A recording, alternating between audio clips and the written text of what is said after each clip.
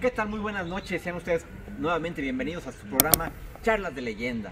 En esta ocasión nos encontramos en uno de los lugares más emblemáticos y de los perdidos en la Ciudad de México. Claro. Nos encontramos en La Romita.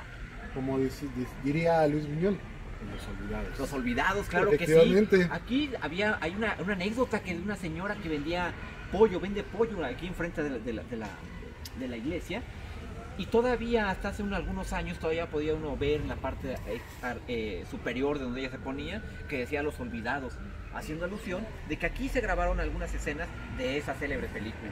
Bueno, sí, vamos a recordar también que esta parte es una de las partes más antiguas de los principios del Porfiriato. Vamos a recordar que todo esto alguna vez perteneció de aquí hasta el Mercado Hidalgo, imagínate nada más, y de lo que es más o menos el Caballo, donde está el caballo, la toma de agua y todo esto, hacia acá era el casco de la hacienda de un señor llamado Francisco Limantur.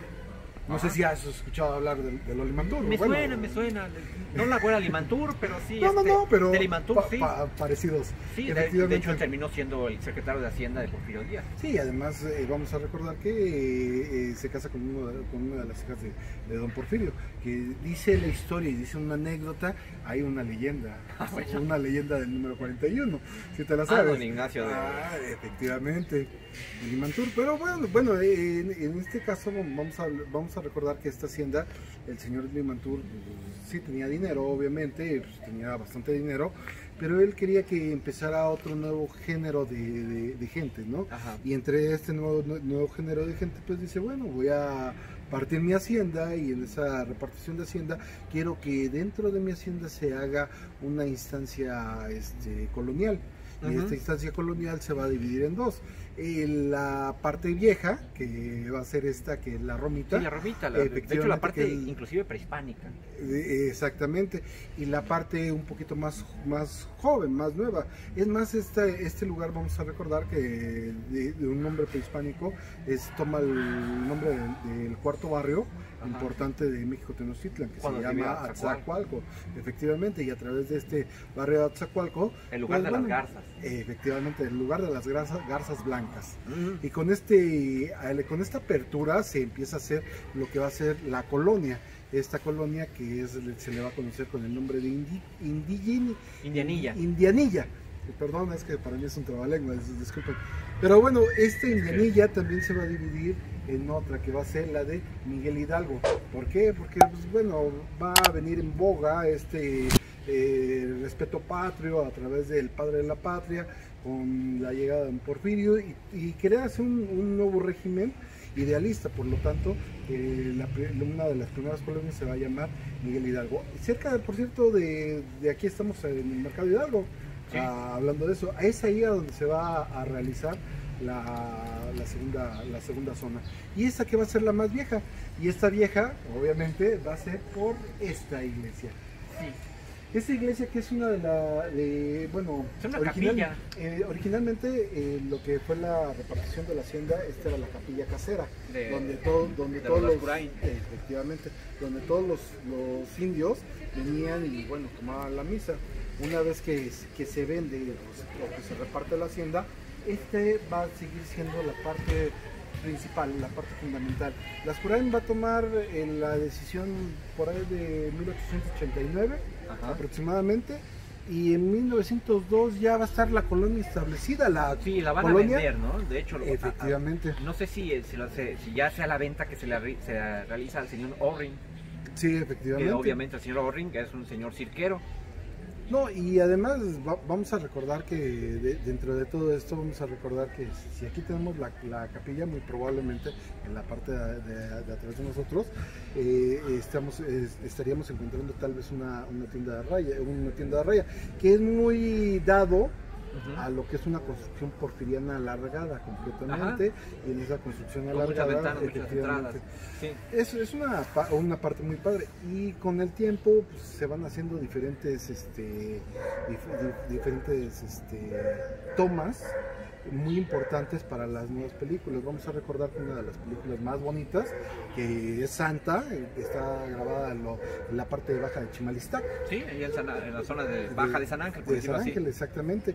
Y de Chimalistac, pues como vieron que tuvo mucho efecto esta película, entonces Luis Buñuel decide tomar una de las partes más viejas en ese momento de la joven Ciudad de México, obviamente, y decide venirse para acá. Y aquí en esta parte, junto con la iglesia, junto con las esquinas, y recordando, ¿no? Que también aquí se encontraba el camino viejo de Chapultepec.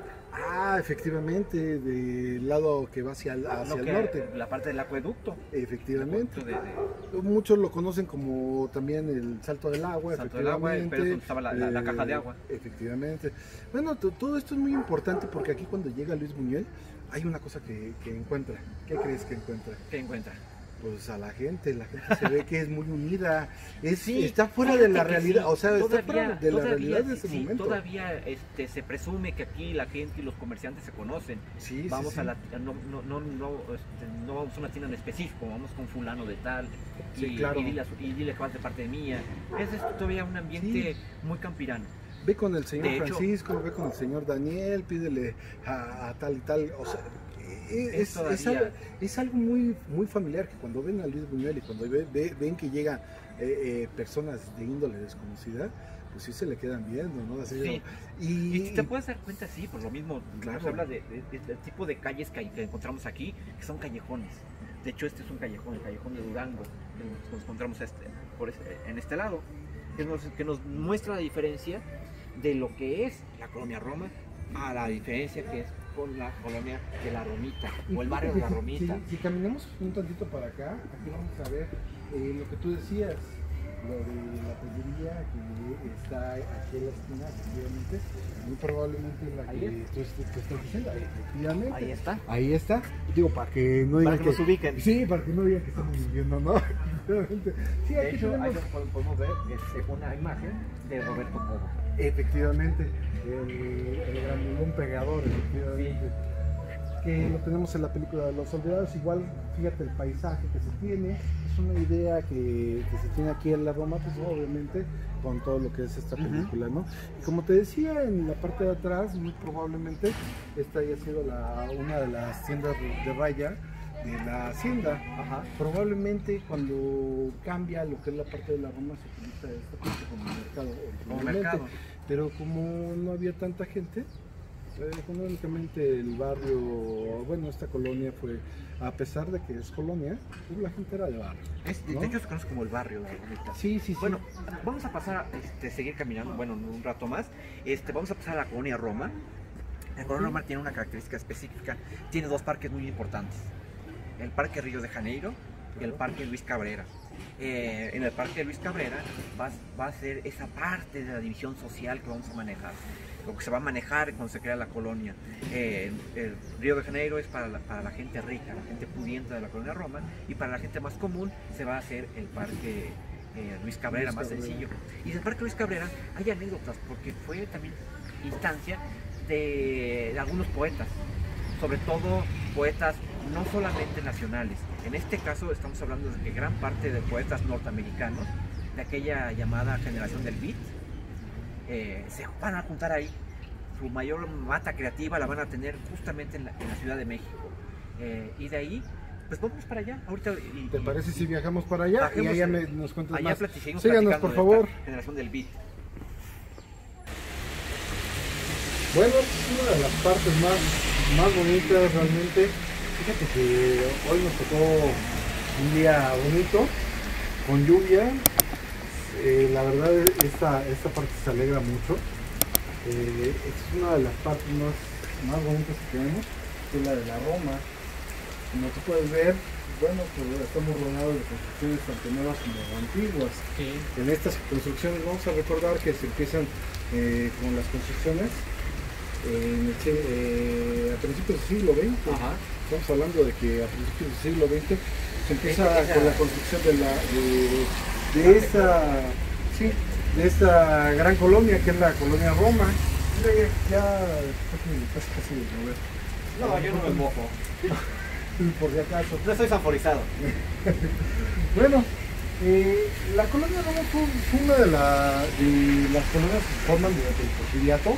Y con esta formación de la colonia Roma, pues bueno, empieza lo que es la idea de progreso. La organización de progreso, ¿no? Exactamente, que es uno de los lemas de Porfirio. Efectivamente, se crean grandes edificios, que estos grandes edificios van a tener la idea porfiriana completamente, se les va a concebir como porfiriana, construidos en un tipo de art deco. Art deco se convierte en un bastión del art deco. Hasta mediados del siglo XX sigue construyéndose aquí, explotándose el art deco, y en algunas construcciones todavía vemos esa lucha por el neobarroco que se manejó al principio del siglo XX. Si mal no recuerdo, esta colonia data del año de 1902. 1902, es cuando se empieza a hacer el trazado, la notificación y la venta de esta parte novedosa de ser lotes en las colonias. Sí. Fíjate que todo esto pertenecía a una hacienda, entonces imagínate nada más. Y que va, como hace rato comentábamos, que va a ser realmente lotificada, porque va a ser comprada por un finquero que se va a meter en el negocio de los bienes raíces, el señor Orrin. Es interesante saber por qué las calles de la Roma tienen nombre de ciudades en México.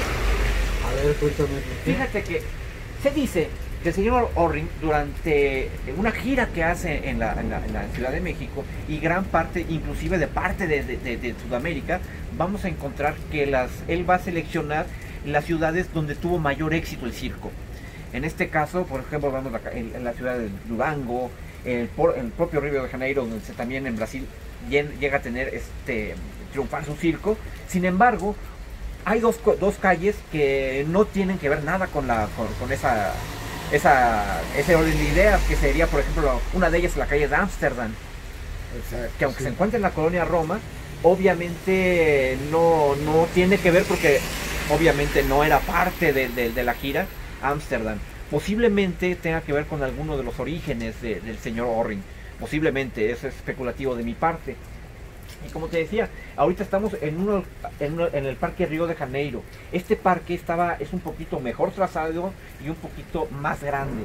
El objetivo de este parque era para que la gente más pudiente de las notificaciones vinieran a este parque. Se construyó otro parque sobre la calle de Orizaba, una calle célebre por los acontecimientos que van a ocurrir justamente en la década de los 50. Si quieres, vamos caminando para que podamos ver un poquito más de las construcciones. Ajá. Ya, ahorita ya, mira, sí, llover. Te decía, entonces el otro parque es el Parque Luis Cabrera, aquel hombre célebre en la época juarista, ¿no? Efectivamente, junto con las leyes de reforma, es persona que ayuda, una de las tantas personas que ayuda a Juárez a concebir lo que van a ser se podría decir las leyes de reforma de 1857. Ajá, claro. Y fíjate que lo que son las cosas, al final de cuentas, comentaba que también va a tener mucho interés sobre todo la calle de Orizaba y el Parque Luis Cabrera, porque lo menciono mucho. Durante la década de los 50, 40-50, se da en la literatura un acontecimiento que se llama la generación del beat. Ah, muy bien. La generación del beat es una serie de autores norteamericanos que van a tener su gran impulso en la zona de la Ciudad de México. Vamos a ver que hay obras como el Lunch Desnudo, The Naked Lunch. El autor es William Burroughs. Célebre este hombre por lo que pasa aquí en México. Y más en esta colonia. También Michael Carac es otro de los impulsores de la generación del beat. Aunque a ellos no mucho les gustaba eso, Se conocía como la generación del beat porque iban a ser autores que iban a romper con toda esa clásica o con los paradigmas norteamericanos de la literatura. Ellos creían en la libertad sexual, creían en el uso de drogas como para ampliar sus campos, ya eran anterior, obviamente, a la música. La música va a tener ese impulso, pero ya en la década de los 60, 10 años después, con gente como, por ejemplo, Rolling Stones, Beatles, que van a hacer esa parte de una especie también de generación, ¿no? Pero en cuanto a la música, con, ¿no? Con la idea de la parte psicodélica, ¿no? Sí. Por la ayuda de las drogas y todo eso, que van a distinguir diferentes tipos de colores. Ese tipo de cosas y ese tipo del uso de sustancias. Tenemos, por ejemplo, como te decía, eso ocurre 10 años antes con la generación del beat en la literatura. Y en la literatura, uno de los pilares, como te comentaba, va a ser este personaje de Williams Burroughs. Williams Burroughs era un muchacho de 35 años que en su vida había escrito unas cosas de interés. Él ya escribía, pero escribía cosas sin importancia, realmente no tenía trascendencia. Él, cuando está en Estados Unidos, obviamente va a tener muchos problemas en Estados Unidos por el consumo de drogas. Él va a tener una pareja sentimental, por decirlo así, a pesar de que se dice que el señor era homosexual. No, bueno, no se dice. Bueno, era homosexual. Era, no, o sea, pero para tapar las apariencias va a desarrollar algunas tapaderas, como tendría que hacer, pues. Sí, claro. Y esa tapadera que va a taparle el ojo al macho, ¿no? Tapar el ojo al macho. Esa tapadera va a ser una mujer de nombre Joan Wolbert. Wolbert. Ella va a ser como que la parte femenina que va a manejar William Burroughs. ¿Y qué tiene que ver esto? Porque al final él la conoce, de hecho él vive con ella, conoce a un autor que también se llamaba Michael Carrack, es con el que va a hacer sus primeras incursiones ya en una literatura más fina, más desarrollada, y esta conjunción van a agarrar y van a establecerse en Texas originalmente. En Texas ellos, obviamente estamos hablando de la guerra de Corea, esta Joan Wolbert se va y se casa con un soldado norteamericano. Él se va a la guerra, ella está casada con él, tiene a su hija Julie. Sin embargo, nunca se separa como esa parte de William Burroughs, siempre va a estar al lado de William Burroughs. De hecho, se dice que cuando regresa de la guerra, el esposo de esta Joan se la va a encontrar completamente drogada, en un estado deplorable, sí, y lo que va a usar va a agarrar y va a divorciarse de ella a los pocos meses de que regresa de la guerra. Después de que regresa de la guerra, obviamente, ella se vuelve a juntar con William Burroughs y se vienen a México. Aquí en México ellos obviamente consumían allá una especie de efedrina, la consumía ella, él consumía morfina, pero cuando llegan acá llegan a un paraíso. ¿Por qué? Porque las autoridades eran más permisibles con ellos, por un lado, y por otro lado también conseguían, él incursionó en el uso de la heroína. No, hombre, su campo creativo lo amplió. De hecho, él describe que en México, la Ciudad de México, todavía un cielo azul, él llama el terror azul del mexicano, que es el cielo. Así lo describe él en su obra de... Bueno, no había tanta polución, no había... Todavía la región transparente. A ver de lado a lado, los volcanes y todo esto. Pues él agarra y va a hacer en este consumo de drogas, va a conocer en el Parque Luis Cabrera a otros dos autores, con los cuales va a hacer muy buena amistad. Él de hecho vivía en la calle de Orizaba, en Orizaba 110. 122, ¿no? No, en el 122 vivía su amigo, John Carrack. Él en el 110 de hecho el edificio ya fue demolido, pero él va a vivir aquí sobre la calle de Orizaba.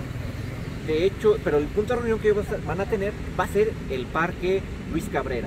Ahí en el Parque Luis Cabrera ellos se van a juntar y además se van a ir a un café, a un after, que ellos acostumbraban mucho, el Bounty Bar.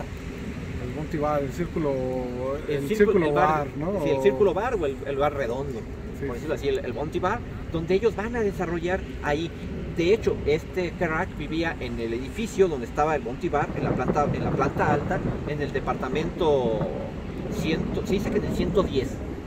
De hecho, si uno va al 110 y toca y quiere ver cómo es el lugar, obviamente lo atienden un par de solteronas, que no le permiten uno la entrada, no le echan un balde de agua fría porque no lo tienen a la mano, pero aunque realmente se cree que, no, que los hechos, al menos por la descripción que dan los hechos de la prensa en aquella época, lo sitúan en el lugar en el 108. Oye, pero a ver, cuéntame, ¿qué es lo que pasó? ¿Qué consiste? Pues bueno, ¿qué consiste esto? Resulta que ellos estaban en el bar, después del bar, pues vamos a, ¿dónde la seguimos?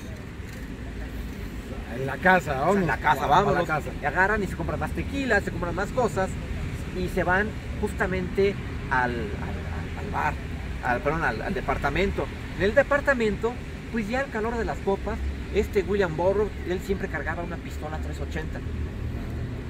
Y en ese momento él agarró y tuvo la descabellada idea de sentirse Guillermo Tell. De hecho, una pistola. Una pistola, sí.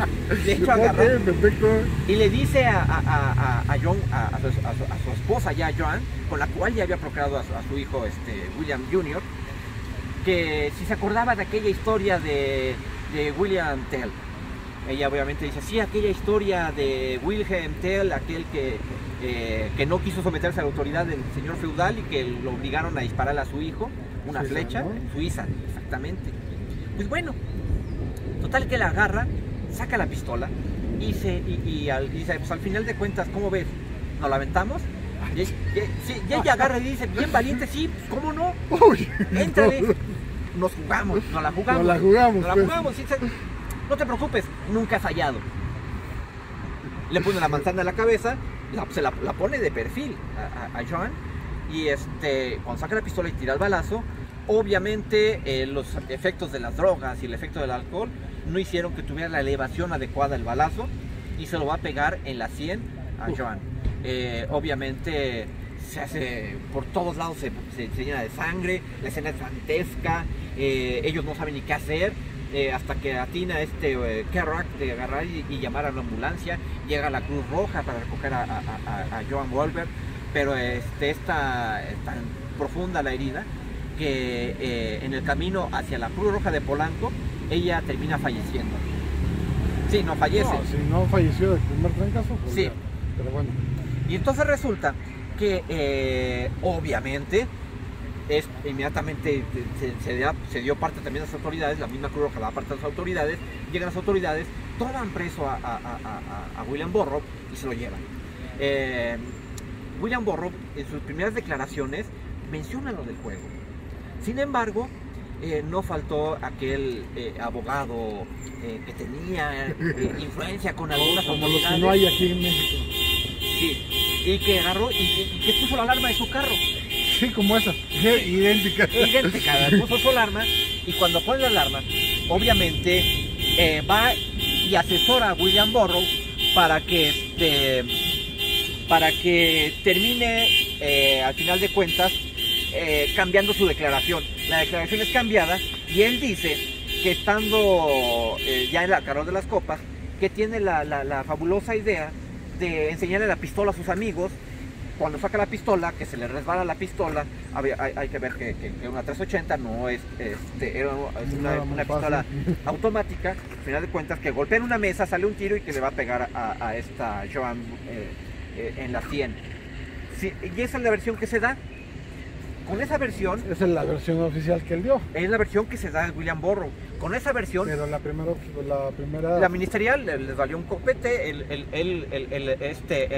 abogado Bernabé Jurado, que se conocía en aquella época como el abogado de los mentirosos, de los embusteros. Porque él, al final de cuentas, lo que hacía, compraba a las autoridades. Y con base a esta compra de autoridades, logra sacar de la cárcel a William Burroughs. William Burroughs, a partir de ese momento, toda su literatura va a cambiar. De ser un escritor mediocre, se convierte en un gran escritor. Y va a escribir grandes novelas, y va a ser recordado por esas grandes novelas que va a escribir posteriormente. Una de ellas, como te decía, es la ciudad, el desayuno desnudo. Y es una de las grandes historias que se manejan aquí, y obviamente de la corrupción que tenemos en la Ciudad de México, que ya nos viene desde hace mucho tiempo. Y bueno, y aquí, aprovechando que estamos ya sin lluvia, que estamos ya en el Parque de Río de Janeiro, pues me gustaría despedir el programa. Agradecemos, obviamente, que nos hayan acompañado esta tarde-noche. Agradecemos, obviamente, a la producción. David, te agradezco mucho. Gracias, ¿Algún evento que Alejandro. tengas tú? No, ahorita por el momento no, pero estaríamos más en charlas de leyenda. Ya eres ¿no? parte de charlas de leyenda. Leyendas pero de la Ciudad de México. ¿sí? Estaríamos ahí para atenderlos. También No, en charlas yo de sí, leyenda. charlas de leyenda. ¿Estaremos ahí? Sí, estaremos. Yo tengo este próximo fin de semana un recorrido a Chimalistac y un recorrido a San Ángel. Charlas de leyenda. Pueden buscar la página en Charlas de Leyenda, donde hablaremos. Primeramente, el sábado hablaremos de Chimalistac y el viernes nos estaremos yendo al pueblo, al barrio milenario de San Ángel. Ajá. Ok. Bueno, agradecemos mucho la producción. Que descansen, muy buenas noches. David, Alejandro, que estén muy bien. espero A que ver les haya cuándo gustado. vemos el Chaparrito de nuevo. Y pues bueno, estaremos aquí nuevamente disfrutando de estas construcciones tan maravillosas, unas londinenses, otras más del medievo, que son tipo pues porfiristas en esta gran y noble ciudad. Alejandro, nos estamos viendo. Estamos viendo.